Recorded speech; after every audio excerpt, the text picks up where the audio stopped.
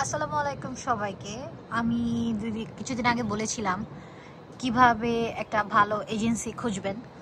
তো ইউনিভার্সিটির ক্লাসের ফাঁকে আজকের টপিক হচ্ছে আমরা কিভাবে একটা ভালো এজেন্সি খুঁজে বের করব, অথরাইজড এজেন্সি খুঁজে বের করব। তো একটা অথরাইজড এজেন্সি খুঁজে বের করার জন্য আপনাকে কি কি কাজ করতে হবে আমি বলি। খুব বেশি পেঁচাবো না, লাস্টে আমি একটা মারাত্মক ট্রিক্স দিয়ে দিব, বাট তার আগে আপনি কিভাবে চিনবেন সেটা নিয়ে বলি। আপনার বেসিক কিছু নলেজ থাকতে হবে, যেমন আপনি কোন সাবজেক্টে পড়বেন, আপনি কি কি করতেছেন, কি কি করবেন, কোন ইউনিভার্সিটিতে যাবেন, বা আপনার আইএলটিএস স্কোর অলরেডি হাতে এসেছে। মোটামুটি মিনিমাম নলেজটা আপনাকে রাখতে হবে। এগুলো সব কিছু গুগলে আছে, বিভিন্ন পাবলিক গ্রুপে পোস্ট না দিয়ে যদি নিজে একটু ঘাটাঘাটি করেন আপনি নিজে স্কিলড হবেন এবং আপনার সাথে প্রতারণা তত কম হবে। আপনি যত বেশি রিসার্চ করবেন তত বেশি আপনার জন্য সহজ হবে। এবং যখন আপনি একটা এজেন্সির সাথে কথা বলবেন তখন এজেন্সিওয়ালা যে দেখবে যে না আমার কাছে যে স্টুডেন্টটা এসেছে সে মোটামুটি ইনফরমেশন নিয়েই এসেছে, তখন আসলে আপনাকে ঠকানোর আর কোনো ওয়ে তার কাছে থাকবে না। এটা হচ্ছে ফার্স্ট, নিজের ইনফরমেশন জানতে হবে, নিজের কোর্স সম্পর্কে এবং নিজে কোথায় যাব, সেটেল ডাউন হবো, এটা নিজেকেই ফাইন্ড আউট করতে হবে। আপনি কখনো এজেন্সিতে যা জিজ্ঞেস করবেন না আমার জন্য কোনটা ভালো হবে, কোন সাবজেক্টটা আমার জন্য ভালো হবে, কোন ইউনিভার্সিটি আমার জন্য ভালো হবে। কারণ এজেন্সি তো চাবে, আপনি যদি তাকে যা জিজ্ঞেস করেন যে আমি কোনটায় পড়বো, অফকোর্স সে তার যেটা লাভ হবে সে সেটাতেই আপনাকে ভর্তি করাবে, তাই। তো তাদের কাছে এইভাবে জিজ্ঞেস করা যাবে না, নিজের নলেজ নিয়ে যেতে হবে। সেকেন্ড যে জিনিসটা আমি বলবো, একটা অথরাইজড এজেন্সি কখনো আপনার কাছে চারানা পয়সাও দাবি করবে না। কেন করবে না আমি বলি। যেমন ধরেন আমি আছি এখন পেন্ডার্স ইউনিভার্সিটিতে, আমি যে ইউনিভার্সিটিতে আসলাম ফার্স্ট সেমিস্টার ফিটা দিয়ে আসলাম, এই যে আমি টাকাটা দিচ্ছি এখান থেকে একটা বিগ অ্যামাউন্টস আমার ইউনিভার্সিটি এজেন্সিকে প্রোভাইড করবে।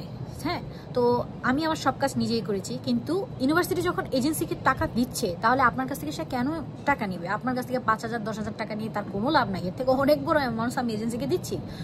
সো অথরাইজড এজেন্সি কখনো আপনার কাছে 5,000 টাকাও দাবি করবে না, 2,000 টাকাও দাবি করবে না। কিছু কিছু এজেন্সি আছে গেলে বলে যে আপনি আমাকে 5,000 টাকা ফাইল ওপেনিং ফি, এত টাকা অমুক ফি, এত টাকা অমুক ফি, ভিসা হইলে 1.5 লাখ, নাহলে ভাই 5 লাখ, যার কাছ থেকে যেমন নিয়ে পারে। এগুলো সব ফালতু, কোনো টাকা লাগে না।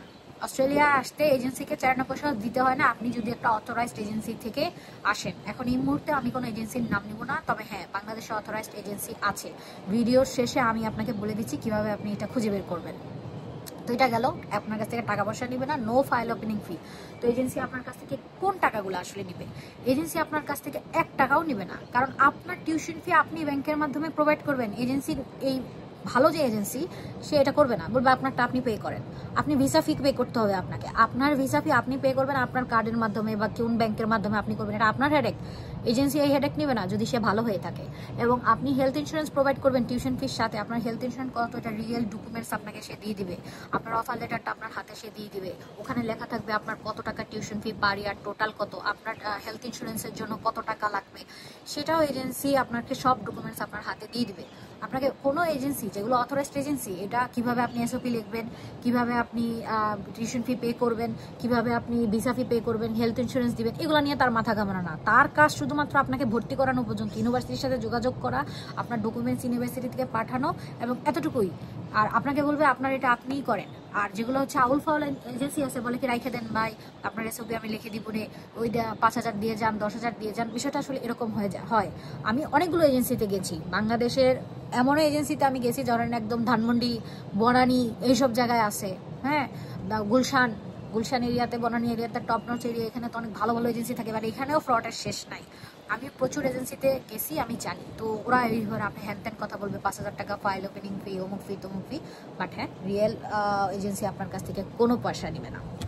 এটা একটা বিষয়। আর 2 নম্বর ইস্যু হচ্ছে রিয়েল এজেন্সি কখনো আপনাকে বলবে না 100% আপনার ভিসার গ্যারান্টি আমার, আপনি চিন্তা করেন না। কোনো অথরাইজড এজেন্সি ভিসার গ্যারান্টি আপনাকে দিবে না।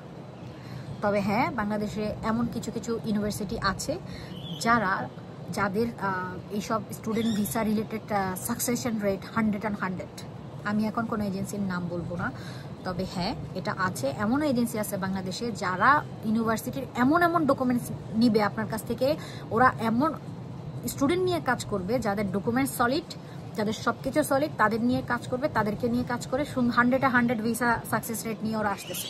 ইভেন ওদের যদি কোনো স্টুডেন্টের ভিসা না হয় ওদেরকে এটার জন্য জবাবদিহি করতে হয় যে এত রেপুটাইজ এজেন্সিও বাংলাদেশে আছে। আর কিছু কিছু ক্ষেত্রে দেখা যায় স্টুডেন্টসের কিছু ল্যাকিংস আছে, সেক্ষেত্রে কিছু কিছু এজেন্সি বা most of the agency try করে যে একটা স্টুডেন্টকে ভর্তি করলে কিছু ল্যাকিংস যদি একটু ওভারকাম করে দেওয়া যায়, ইটস ওকে, এটা করবে। সব এজেন্সি কম বেশি চায় যে একটা স্টুডেন্ট ভর্তি হোক, তো এটা একটা বিষয়। কিন্তু আপনার সব কাজ এজেন্সি করে দিবে, আপনি বসে থাকবেন, আপনি খালি যাবেন, আপনার কাজ করতে হবে না, এটা আপনি আশা রাখেন না। একটা ভালো এজেন্সি আপনার কোনো কাজই করবে না, আপনারটা আপনার করতে হবে, খালি ডকুমেন্টস লেনদেন করবে।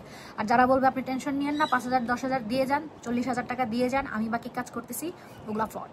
ওরা আপনার টাকা নিচ্ছে কিন্তু আপনাকে কোনো অথেন্টিসিটি প্রোভাইড করতেছে না। এই হচ্ছে আর একটা কাহিনী।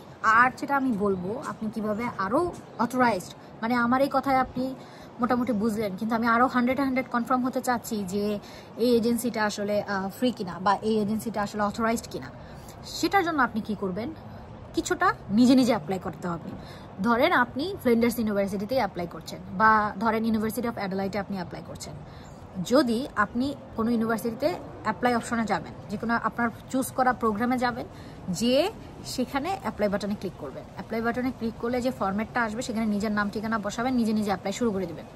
যদি আপনি অ্যাপ্লাই করে দেখেন আপনার শেষ পর্যন্ত আপনার সব IELTS স্কোর সব কিছু আছে এবং আপনি অ্যাপ্লাই শুরু করছেন, কিন্তু শেষ পর্যন্ত 20 মিনিট পর শেষ স্টেপে যাওয়ার পর আপনি দেখলেন যে আপনার এটা নিচ্ছে না, বলতেছে যে তোমার কান্ট্রি থেকে আমি তোমার এই নিতে পারবো না। ওরা বলবে যে বাংলাদেশ থেকে তুমি নিজে নিজে অ্যাপ্লাই করতে পারবা না, তো আমাদের অথরাইজড এজেন্সি আছে। ওরা তখন আপনার যেখানে আপনি অ্যাপ্লাই করেছেন আপনাকে একটা লিঙ্ক দিয়ে দিবে।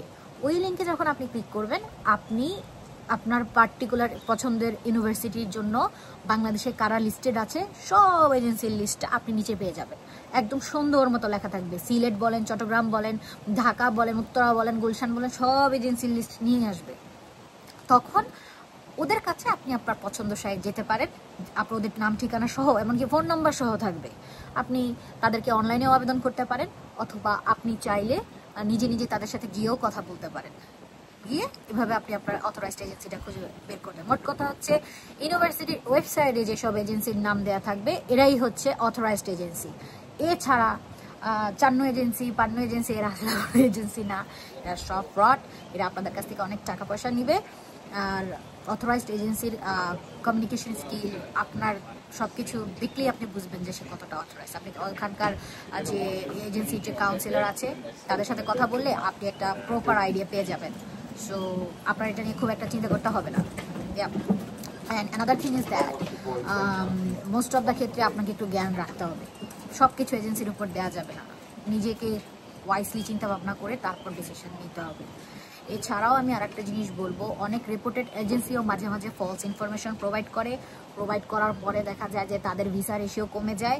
কখনো বলে ভাই ল্যান্ড সেলের ডকুমেন্টস, কিছুদিন আগে আমাকে একজন মেসেজ করেছে যে আপু আমার এজেন্সি বলতেছে ল্যান্ড সেলের ডকুমেন্টস তো নিচ্ছে না, আমাকে তো বিজনেস ডকুমেন্টস দেখাতে বলতেছে, আমি এখন কিভাবে বিজনেস দেখাবো, আমার তো কোনো বিজনেস নাই। আচ্ছা, এগুলো সব ভুয়া কথা। আমি নিজে, আমাদের জমি বিক্রি হয়েছে আমি আসার সময়, সেই জমির কাগজপত্র দেখায় আমি আসছি। ল্যান্ড সেলের ডকুমেন্টস নিবে না এটা কোনো কথা না। আপনারা হয়তো সিনারিওটা অনেকেই শুনছেন না, যে বিভিন্ন গ্রুপে যারা আছে তারা হয়তো জানে ল্যান্ড সেলের ডকুমেন্ট নেবে না, বিষয়টা এমন না।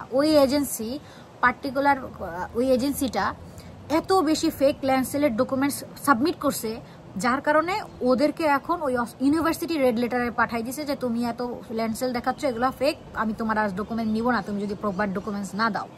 তখন ইউনিভার্সিটি যখন ঠেলাই দিছে, এখন তারা বলতেছে ভাই অস্ট্রেলিয়া তো আর ল্যান্ড সেলের ডকুমেন্ট নিচ্ছে না। বিষয়টা কিন্তু এইটা, অস্ট্রেলিয়া অথরাইজড এবং অথেন্টিক সব ডকুমেন্টস নিচ্ছে। তো আপনার ডকুমেন্টস যদি ঠিক থাকে, আপনার IELTS যদি ঠিক থাকে, আপনার সব কিছু যদি ঠিক থাকে, আপনি অ্যাপ্লাই করতে পারবেন। আমি যখন আসছি তখন আমি একটা গুঞ্জন শুনেছি ল্যান্ড সেলের ডকুমেন্টস নেয় না, অমুকে স্ক্যাম হয়তো না, এগুলো কিচ্ছু না। If you are genuine, everything is genuine. ঠিক আছে, ভালো থাকবেন। আশা করি এজেন্সির ব্যাপারে জানতে পেরেছেন। আর কোনো কমেন্টস থাকলে অবশ্যই জানাবেন। ভালো থাকবেন। আসসালামু আলাইকুম।